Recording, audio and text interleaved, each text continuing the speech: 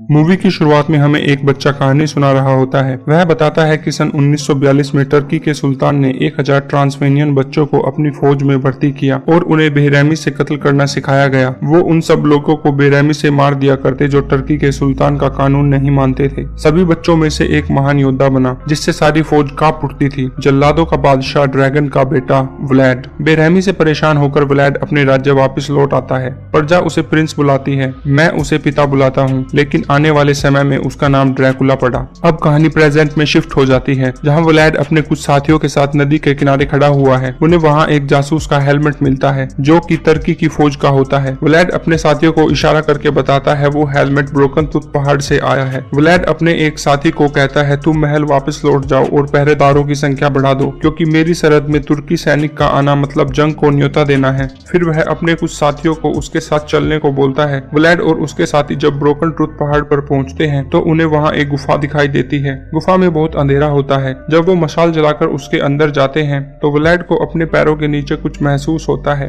जब वह नीचे देखता है तो उसे पता चलता है कि उसके पैरों के नीचे इंसानी हड्डियों का चूरा है। तभी उन्हें गुफा में खतरे का एहसास होता है। वो तीनों गुफा से बाहर निकलने की कोशिश करते हैं, लेकिन अकेला व्लाड ही गुफा से बाहर रोशनी में पहुंच पाता है। उसे बाहर से गुफा के अंदर दो भयानक आंखें दिखाई देती है। इसके बाद व्लाड अपने महल लौट आता है और अपने राज्य के महान पादरियों से जाकर मिलता है। वह पादरी व्लाड को बताते हैं कि उसका उस भयानक चीज से सामना होना कोई हादसा नहीं था, क्योंकि कुछ रात पहले चर्च के सभी पादरियों को एक जैसा सपना आया था। वह व्लाड को कहते हैं रोमन रहस्यवाद में पहले ही कहा गया है एक शैतान आएगा, एक पिशाच। वो पिशाच पहले इंसान ही था। उसने राक्षसों को न्योता दिया अपनी गंदी ताकतों का सौदा करने के लिए। उसकी कीमत उसे पूरी जिंदगी अंधेरी गुफा में बिता कर चुकानी पड़ी, जब तक उसे कोई नहीं मिला जो उसे आजाद कर सके। व्लाड चिंतित होता है। व्लाड अपने कक्ष में चला जाता है अपनी पत्नी और बच्चे के पास। जब उसकी पत्नी चिंता का कारण पूछती है तो वह बहाने बना देता है। अगले दिन सुबह जश्न मनाते हुए जब पूरी प्रजा और व्लाड नाश्ता कर रहे होते हैं तो वहां तुर्की का सेनापति आता है और व्लाड को सुल्तान की तरफ से सलाम करता है। व्लाड उन्हें कहता है कि सुल्तान का तोहफा तैयार है,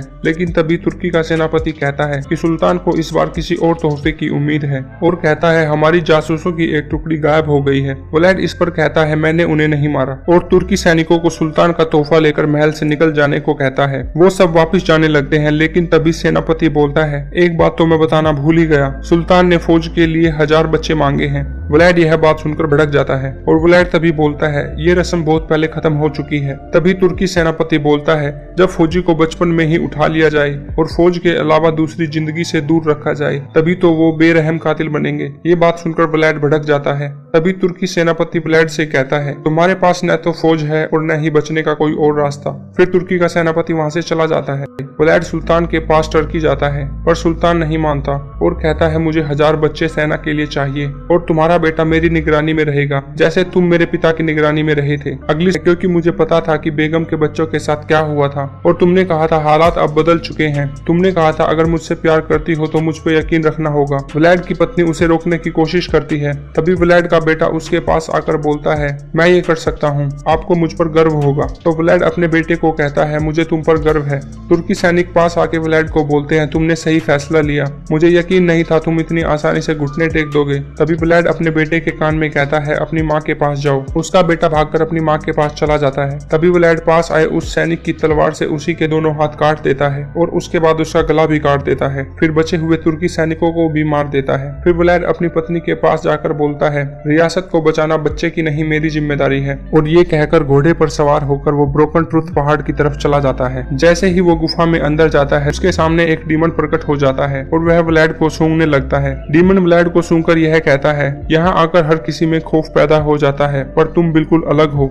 और उसे बोलता है तुम्हारी चांदी की अंगूठी मुझे परेशान कर रही है। वो व्लाड से पूछता है कि किस तरह का आदमी अपनी कब्र में खड़ा होकर उम्मीद तलाशता है। तो व्लाड जवाब देता है एक बौखलाया हुआ व्यक्ति। व्लाड डीमन को बताता है तुर्की ने मेरी रियासत को बर्बाद करने की धमकी दी है, तुम्हारी ताकत से मैं अपनी रियासत और अपने परिवार को बचा सकता हूँ। डीमन व्लाड को कहता है कितने नेक ख्याल है। जल्लादों का बादशाह जिसने आज तक हजारों कत्ल किए हैं वो लोगों को बचाने की बात कर रहा है। व्लाड जवाब देता है क्योंकि इंसान तलवार से नहीं शैतान से डरते हैं। एक गांव को दांव पे लगाकर मैं 10 गांव बचा सकता हूँ। कभी कभी दुनिया को एक रक्षक की नहीं एक शैतान की जरूरत होती है। डीमन एक इंसानी खोपड़ी में अपना हाथ काटकर उसमें खून भर देता है और व्लाड को पीने के लिए देता है और ये भी बोलता है, इसे पीकर तुम में 100 लोगों की ताकत आ जाएगी।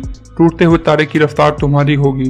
तुम्हारी हुकूमत रात के अंधेरे और उनके जीवों पर होगी। उनकी हर हरकत को तुम महसूस कर सकोगे। जानलेवा जख्म भी जल्दी भर जाएंगे। फिर व्लाड उस डीमन का खून पी लेता है। अगले सीन में व्लाड की आंखें खुलती है और वो अपने आप को नदी के पास पाता है। वो उन सभी शक्तियों को महसूस कर सकता था। फिर वो कई सारे चमगादड़ों का रूप बदलता है और महल तक जाता है और अपने असली रूप में अपनी पत्नी और बेटे से मिलता है। तब तक तुर्की की फौज महल पर हमला कर चुकी थी। तो व्लाड को पूरी प्रजा देखकर सवाल पूछती है, आप कहाँ गए थे? व्लाड जवाब देता है, अगर एक अच्छा राजा होता तो 1000 बच्चों को तुर्की के हवाले कर देता। तुर्की ने हमारी जमीन पर हमला किया है, इसकी उन्हें भारी कीमत चुकानी पड़ेगी। ये कहकर व्लाड, जो अब ड्रैकुला बन चुका था, अकेला महल से बाहर लड़ने चला जाता है और तुर्की के सभी सैनिकों को मार डालता है। अगले सीन में तुर्की का सेनापति मेहमद को बताता है कि व्लाड ने उनके 1000 सैनिक मार दिए हैं। तो मेहमद कहता है, 1 लाख सैनिक और भेज दो, मुझे परवाह नहीं। अगले सीन में हमें दिखाया जाता है व्लाड के साथी खाना खा रहे हैं तो उसे बेचैनी होने लगती है। उसका दम घुटने लगता है। दम घुटने की वजह से वो अपने टेंट में अपनी पत्नी के पास चला जाता है। वहाँ उसे डीमन की परछाई दिखाई देती है। व्लाड की पत्नी उससे पूछती है, क्या हुआ? वो बोलता है, मेरा दम घुट रहा है, और यह बोलकर जंगल की तरफ चला जाता है। जंगल में जाकर व्लाड बोलता है, मैं जानता हूँ तुम मेरा पीछा कर रहे हो। तभी एक आदमी झाड़ी से निकल के आता है और व्लाड को बातों में उलझाकर अपना खून प्याले में भरकर पिलाने की कोशिश करता है। व्लाड प्याला फेंककर उस आदमी को धमकाता है और कहता है, मुझसे दूर रहो। अगले सीन में व्लाड की पत्नी को दिखाया जाता है। वो सोकर उठती है। वह व्लाड को एक कंबल में लिपटा देखती है। व्लाड ठंड से ठिठुर रहा है। व्लाड उसे सब बता देता है और उसे पूरी प्रजा को वहाँ से ले जाने के लिए बोलता है। सब लोग वहाँ से चले जाते हैं। रात हो जाती है। तब व्लाड टेंट से बाहर निकलता है क्योंकि वह धूप में बाहर नहीं निकल सकता था। फिर वो तेजी से अपने लोगों की तरफ जाता है जो जंगल के रास्ते जा रहे होते हैं। व्लाड एकदम से वहाँ उन्हें बचाने के लिए आ जाता है और सभी सैनिकों को मार देता है। इसमें उसके भी कुछ साथी मारे जाते हैं। बाकी बच्चे सभी लोग व्लाड के साथ चर्च में चले जाते हैं। इस तरफ मेहमद के सैनिक ड्रैकुला से डर रहे थे, इसीलिए मेहमद अपनी सेना की आंखों पर पट्टी बांधकर उन्हें हमले के लिए तैयार करता है ताकि वो डरे ना। लोगों को चर्च में पता चल जाता है कि व्लाड अब ड्रैकुला बन चुका है और वो उसके खिलाफ हो जाते हैं, पर ड्रैकुला की पत्नी सबको समझा देती है। ड्रैकुला पूरी प्रजा को हमले के लिए तैयार रहने को बोलता है और चर्च में प्रार्थना करने चला जाता है। वहाँ उसका बेटा उसके पास आता है और ड्रैकुला से बोलता है, आप मेरी वजह से ऐसे बने हो। ड्रैकुला कहता है, मैं दोबारा भी ऐसा करूंगा अगर तुम पर कोई आँच आई तो। अब ड्रैकुला रात के समय अपनी पत्नी के पास जाता है। ड्रैकुला अपनी पत्नी को बोलता है, तुर्की की सेना करीब आ रही है, जल्द ही सूरज निकल जाएगा और मैं अपनी सारी शक्तियां खो दूंगा क्योंकि आज तीसरा दिन है। ड्रैकुला की पत्नी उससे कहती है, हम मरते दम तक साथ रहेंगे।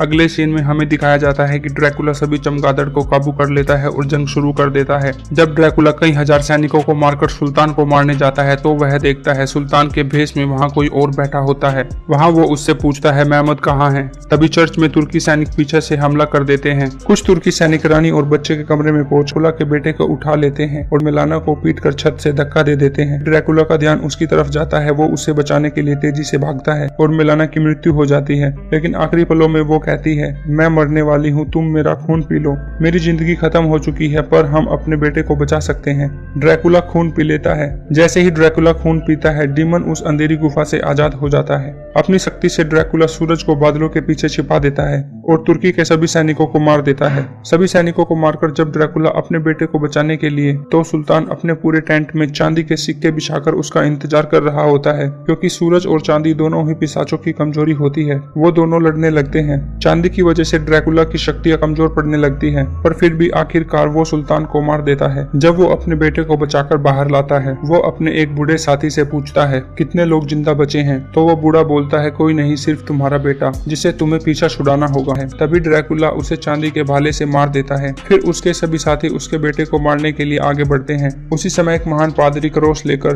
ड्रैकुला के बेटे को बचाने आ जाता है। पादरी ड्रैकुला के बेटे को ले जाता है। फिर ड्रैकुला अपनी शक्तियों से बादल हटा देता है। सूरज की रोशनी से सभी लोग मारे जाते हैं और ड्रैकुला भी जलता हुआ गिर जाता है। अगले सीन में हमें ड्रैकुला के बेटे का राज तिलक दिखाया जाता है। दूसरी तरफ हमें वो व्यक्ति दिखाया जाता है जो ड्रैकुला को जंगल में मिला था, जिसे ड्रैकुला ने दूर रहने को कहा था। वो ड्रैकुला के मरे हुए शरीर को उठाकर अपना खून उसके मुंह में डालकर उसे जिंदा कर देता है। अब हमें कई युगों बाद ड्रैकुला को मॉडर्न युग में दिखाया जाता है। वो अपनी पत्नी से मिलता है जिसका पुनर्जन्म होता है। इस युग में हमें उस गुफा वाले डीमन को भी दिखाया दिखाया जाता है और मूवी यहीं पर समाप्त हो जाती है।